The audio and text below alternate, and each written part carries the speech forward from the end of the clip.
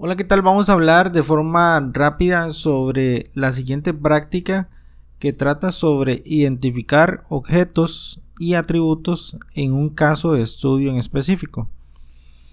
Por ejemplo, si estuviéramos hablando del caso de un sistema para un supermercado, supongamos que es el supermercado del barrio, ¿ok? El supermercado del chino, más específicamente. Entonces, vamos a identificar cuáles son esos objetos y los atributos que están involucrados en el caso que estamos estudiando. Por ejemplo, va a ser un sistema que nos permita tener el inventario de los productos que tenemos en el supermercado y en bodega. Esos productos van a tener características o atributos tales como el precio, la descripción, el código, etcétera. Vamos a tener procesos tales como facturar, o sea, la facturación. Posiblemente llevemos a cabo procesos tales como el login. Eso implica identificación de usuarios, o los usuarios tienen que tener un usuario, contraseña, etcétera.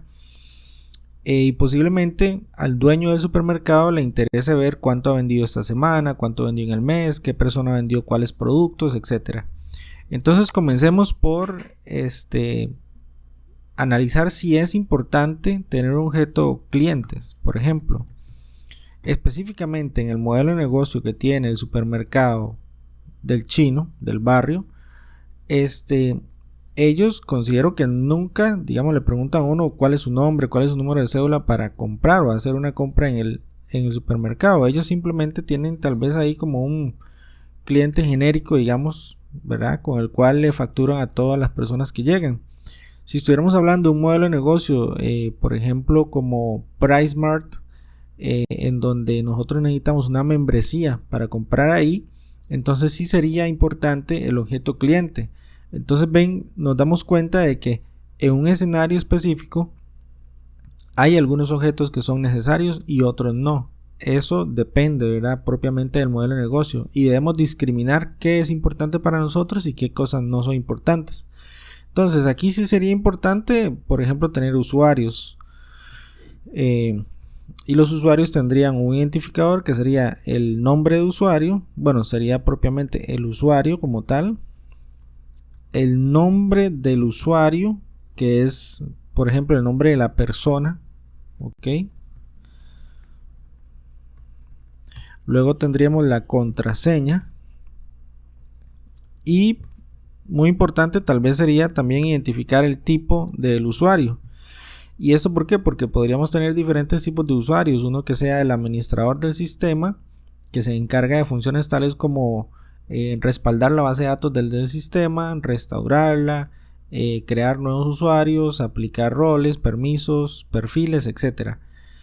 Y tenemos usuarios tales como, por ejemplo, el dueño o el administrador del usuario del supermercado, que puede tener funciones tales como acceder a los reportes de ventas, y ese tipo de cosas, además de vender. Y los usuarios de caja, que son los usuarios que venden propiamente, ¿verdad? Entonces ahí tenemos la justificación de por qué un tipo de usuario. Supongamos que vamos a crear un objeto que llame producto. Perdón, los objetos deben ser en singular siempre, ok. El producto posiblemente tenga un código que va a ser el identificador, puede tener un nombre del producto, importante que tenga una descripción. Comúnmente los productos tienen un precio. Lo que pasa es que nosotros como clientes siempre vemos el precio como el precio de venta, y para nosotros es el precio único.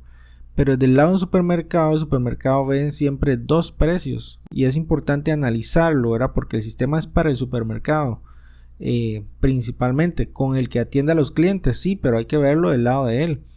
Y entonces él va a tener un precio de compra, que es el precio al que él consigue los productos, y va a tener un precio de venta también. Y él necesita tener esa información, porque de esta forma sabe cuánto le está ganando a cada producto, cuánto es la inversión, etcétera.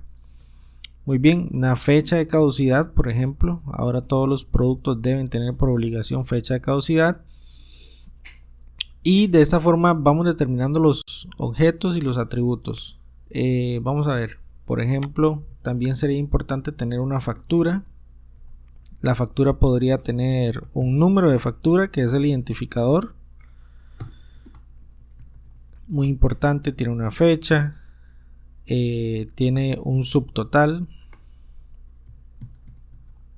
tiene un IVA, tiene un descuento, ok, tiene un detalle de los productos, etcétera.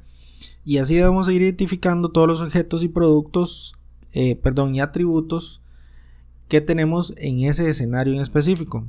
Entonces debemos ir analizando específicamente que no tengamos atributos que repitan la información, que no dupliquen los datos y que sean realmente necesarios para el caso en específico que estamos analizando en ese momento.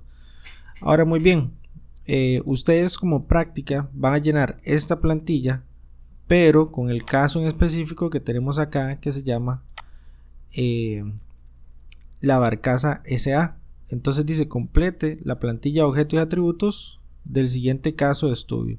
Entonces la barcaza SA, acá se explica, es una empresa que administra flotas de barcos. Ahí tiene sus diferentes características, como por ejemplo los barcos no pertenecen a la empresa, sino que a algún dueño que le encarga a la empresa la administración de él.